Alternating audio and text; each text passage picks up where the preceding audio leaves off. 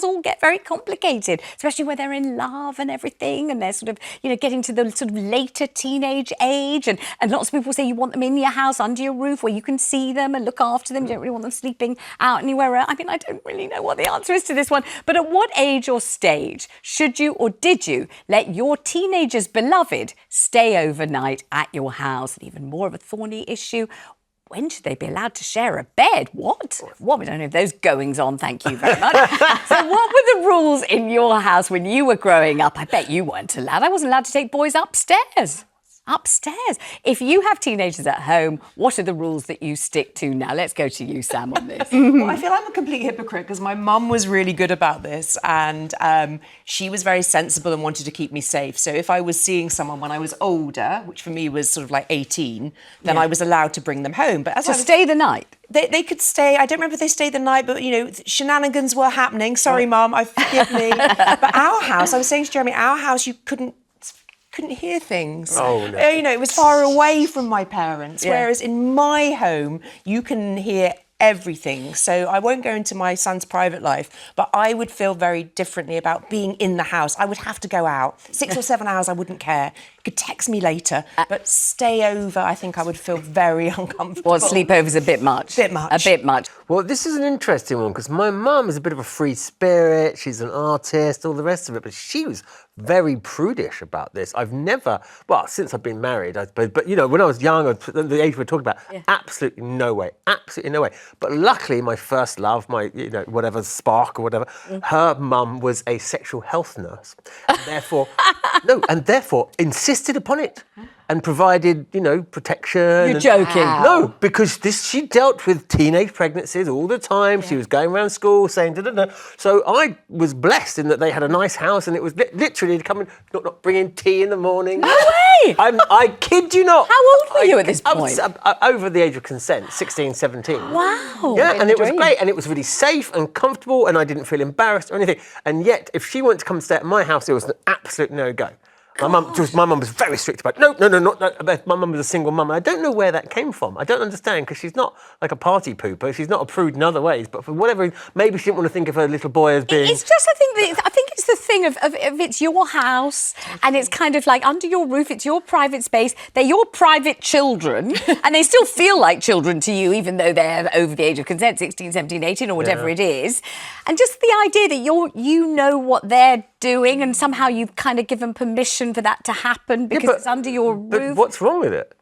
You're acting in... It's not there's anything wrong with it. It's just you don't really have to know about it. But you're saying you're giving permission for it to happen as if it's... it's what happens. It's how we're all here. We want it to happen safely. Yeah, exactly. And so we I want think our children to be safe. I will 100%, when my kids get to that age, be absolutely, you're welcome in our house. Unless I really dislike the partner.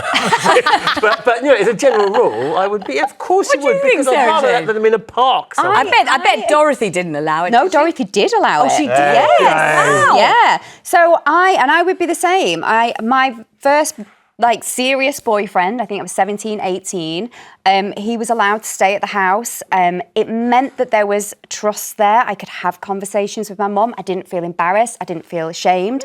And I think for her, it's that, and this would be the same for me, she knew where we were. She knew who the boyfriend was. She got to get to know that boy and know that he was good and he was taking care of me, and there was nothing going on that there wasn't much going on that she wasn't aware of.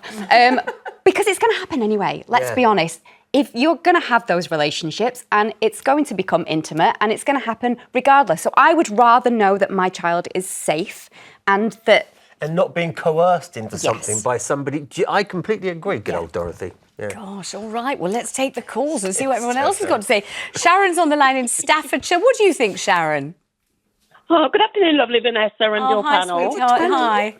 Now, Vanessa, I'm sorry. There is standards and morals, and I would not allow it in my household.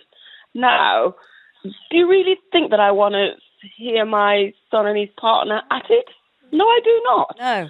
And I would not be able to look at it the same way as well anyway. So, no, not at all. But, no. okay, let Jeremy respond, and Sarah Jane, because they're both, adamant that it's going to happen anyway. It might as well happen there. Go on, talk to Sharon. Look down the Sharon, I don't want to get too personal, but, you've obviously got a son, so therefore you've been there, right?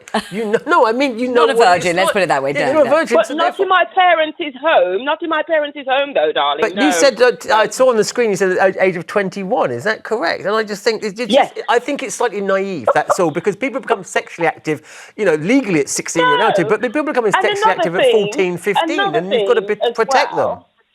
No, but another thing as well, I think if you've got a daughter, you're encouraging her to be... You're not encouraging her. You're protecting. Sarah, please take over because you're a girl. I was going to say, you're not encouraging, and it will happen regardless. And I think it is naive to think that closing it down and shutting that trust and that conversation between adults and their children down is naive. Like that's going to happen regardless. All right, Sharon, lots of love to you. It's always nice to hear from Sharon. Thank you so much for ringing. Let's go to Samir in Birmingham. What do you think about this, Samir? Sleepovers for teenagers with their partners under your roof? What do you think? No. No? No. My eldest grandson is now 20, and he married his wife when he was 18, and I wouldn't allow him. Different horses for different courses, and if you want to bring up your children properly, they would have the respect to know that they shouldn't mark you as an adult. They should be able to look. Children go to university. People have children all over the world. If they come to this country via Australia, China, wherever they're doing their study, then obviously yes, you can make an allowance, 2 single beds. But to me, when you start to encourage them and say it's okay, then when do you draw the line? One month they might be with this girl or boy, the next month they're with someone else, and it's okay, you can come to mine and stay. Where does the line draw? I suppose people will wait to see whether it's a lasting relationship, how long they've been going out with each other, whether they seem to really care about each other. They wouldn't allow it the very first night, although I suppose some parents would, but I think lots wouldn't, Samir. And eventually you'd sort of think, well, they've been together a long time. They really seem to like each other. They care for each other. I like this boy or girl. And then they do it that way. Thank you so much for the call. Let's go to Amanda in Lancashire. Amanda, you've got 2 boys. Yes, I have. It would never have happened when I was growing up. It was never allowed. But we did think it would with my boys. But it came unspoken that they could bring a girl home. His first girlfriend, he was about 15. They went up to the bedroom and nothing happened. But he had been seeing her a while, and they split up after a while. But it's about a bit about trust, that he knew about the birds and the bees, condoms and everything else.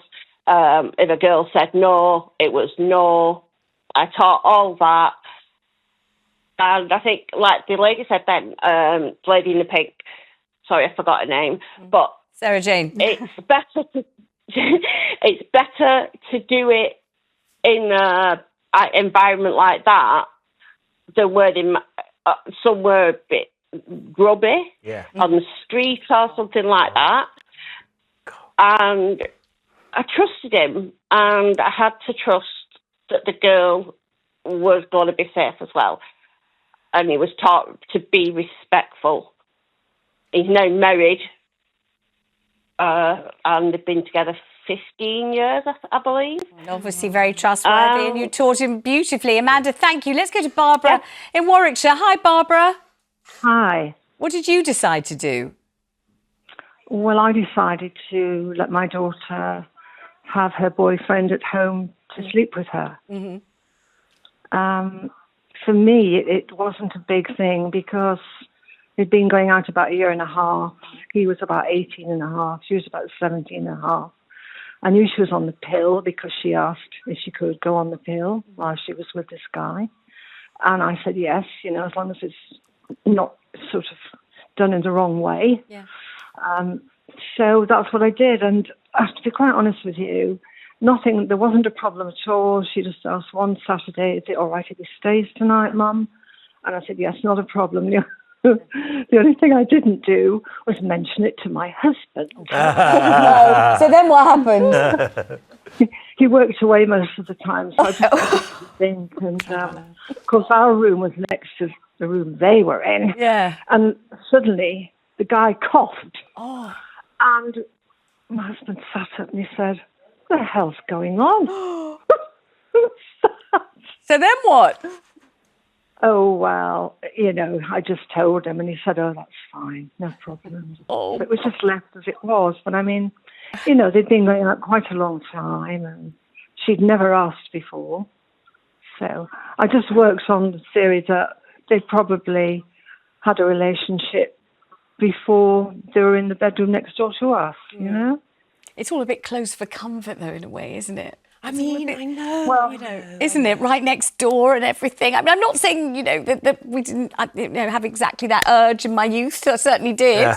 And I'm not saying that I wouldn't necessarily have just crept downstairs in the middle of the night, just knowing that I was literally taking my life in my hands. If either of my parents had caught me, I just don't know what would have happened. But the urge was so overwhelming, I still did creep downstairs and all of that. So I definitely did do that. I do remember how it felt to be fizzing with hormones. I can remember. But somehow when it's your children, it's totally different. May I say something? Massively hypocritical. Sorry, it's interesting when people say, well, they've been for a lady, they're like qualifying it, they've been together for long, as if but it's none of your business. Well, you don't want a rotating cast of thousands coming in and out of the house and staying the but night, this do idea you? that everyone's saying it's a year or so, whatever, and But it's you want it to be a legitimate thing. it's not up to you. Isn't it? But it's your house. It is up to you. It's up to you. And they're your children. It is up to you.